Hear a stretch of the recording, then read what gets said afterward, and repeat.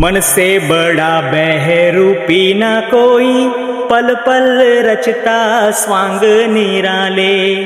माया ममता में उलझा रहे हो, पड़ जाए जो मन के पाले।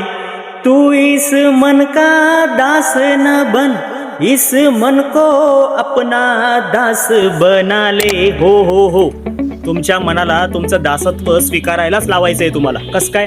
कारण हे मन त्या ठिकाणी आपल्यासोबत खेळ खेळत असतं. जेव्हा गावाला असतो तेव्हा त्या ठिकाणी म्हणतो, अरे तुझी वय पूर्ण आहे, तुझी परीक्षा येते आणि तू गावाला आलास.